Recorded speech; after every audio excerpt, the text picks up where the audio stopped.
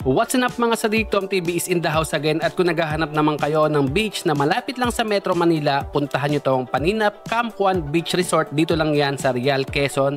Masarap dito tumambay habang pinapanood nyo yung sunrise o sunset sa harapan nyo, at syempre masarap din kumain na para kayo nasa bahay ng mga tropa nyo at maglakad-lakad sa tabi ng dagat. What's up mga sadik, Tom TV is in the house again, at for today's video, nandito tayo ngayon sa Paninap 1 camping site dito sa may Real, Quezon. At first time ko nakapunta rito. Maganda pala rito mga sadik, gawa nga ng yung paligid mo is napaka linis, at the same time yung alon dito sa part ng Real, Quezon na to is napakakalmado. So ngayon morning, kung napapansin nyo yung tubig is ayan, wala masyadong alon, may bagyo pa yan mga sadik. Kagandahan rin dito, yung mga cottage nila is napakamura, tapos marami kang option. Yung buhangin is pino, pero hindi siya white sand kundi black sand. Ayan. Tapos tignan nyo yung paligid ng beach is malinis. Ayan. So ganito yung mga cottage nila rito mga sadik. Ayan. Yung cottage nila rito is malalawak naman, tapos may mga socket at ilaw naman. Yung mga ganito is 2,000 to 2,500 yan pag overnight. Paikot, tapos may mga lagayan na rin siya ng helmet or mga gamit nyo para naka-organize rin dito, hindi nakakalat. So malawak siya, tapos front beach na rin siya. Yan. Pero kami kasi, dito kami sa may taas. Etong ano yan, maganda rin yan. Tapos sa ilalim, pwede pala kayo maglagay ng mga hammock nyo. Kagandahan rin is may lifeguard. Mga centralized na hugasan mga sadik. Ayan, mga tropa natin yan. Boss, pa-istorbo lang ha. Ayan, mga naghuhugas. Sayang na sila. Dito kami nag-park mga sadik. Malapit lang sa may mismo ano namin, cottage. So may mga ano rin sila. May mga malaking mga cottage din sila mga sadik, kagaya niyan. Tapos eto, may mga kubo din sila.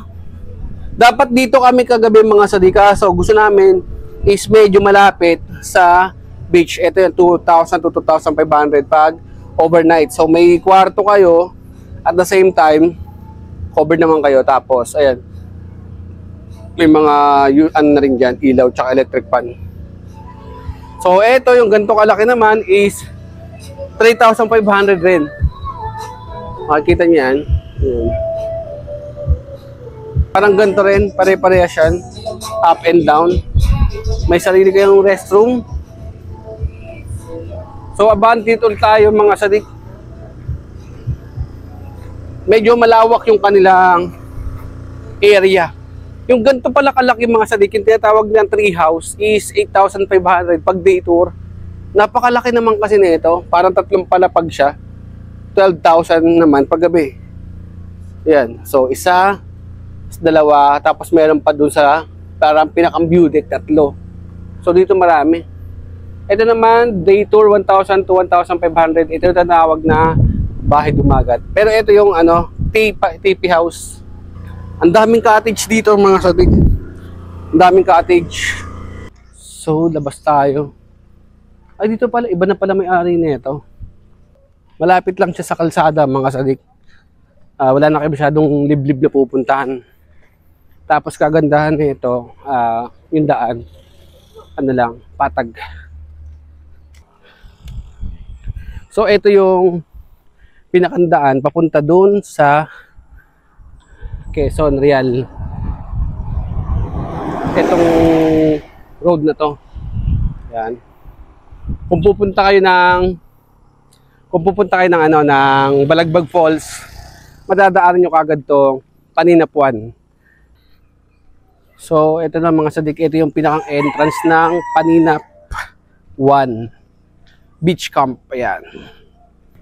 So pagpasok nyo, information agad, information area. Tatanong tayo dyan. And then, may mga rental station din sila. Pwede kung gusto nyo mag-tent pitching. Ayan, 500 pesos. Pwede rin pala kayo mag-rent ng mga utensils na katulad yan mga sadik, para hindi na kayo magdala at para hindi rin hassle. Ayan, may cafeteria din pala sila rito mga sadik. Yan. Pwede kayo magpaluto rito. Ayan o. Kaso hanggang 10 lang sila. So kung pupunta kayo rito, tamang ano lang kayo, ikot lang kayo yan. Dito lang kayo kumain.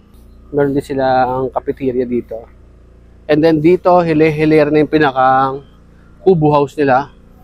Ayan, maganda naman, malawak-lawak naman yan mga sadik. Ang price niyan is 2,500 day tour and 3,500 pag overnight. So may kabilaan yan. Kung gusto nyo medyo malaki-laki, meron sila rito mga sadik. Yung tinatawag nilang pavilion. Ayan yung pavilion nila. Bato. Dito sa part na yan. 4,000 daytime, tsaka overnight 5,500. Malawak. May sarili CR, tsaka lutuan. Ayan rin. Malawak din yan.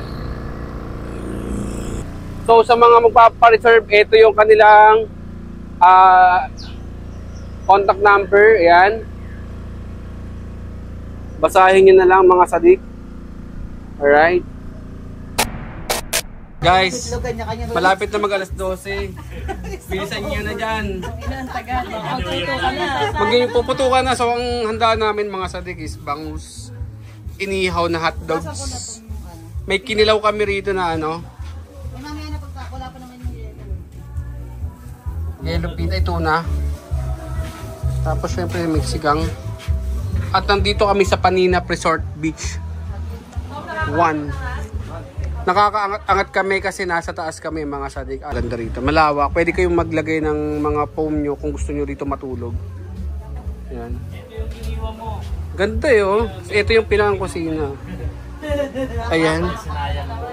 Boss. Boss na yung parang ka ba sa manager mo? Alam ako. Yung dalawa. Guys, ang tagal nyo naman. Ang gandang... Ganda na ito, ang ganda na sa'yo, Kel. Eh no? Ano Hindi ba pwede yan? may Ang monkey ganda pack. na sa'yo, parang pentel Ano pen. monkey pack? Eh no, may monkey pack.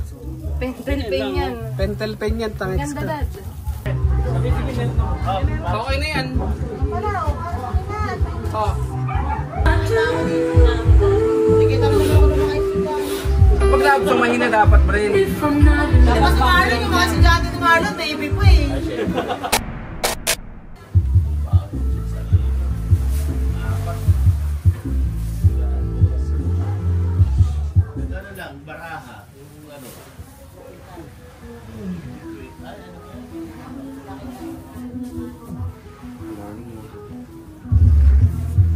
Good morning mga sadik.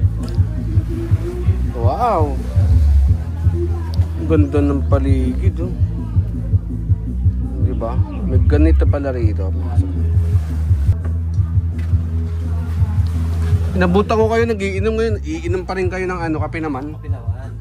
Hindi, parang hindi. Inom na. Paggabi iba yung ano rito eh, pwesto yo. Grabe. Sarap matulog. Masarap na almusal mga sabihin. Malupit yung nagluto eh. Hindi naman pa-partner na kulay blue yung dalawang yan, kundi magulong magluto. Yan. Ito yung dagat. Love ko. Kaya mo pa ba?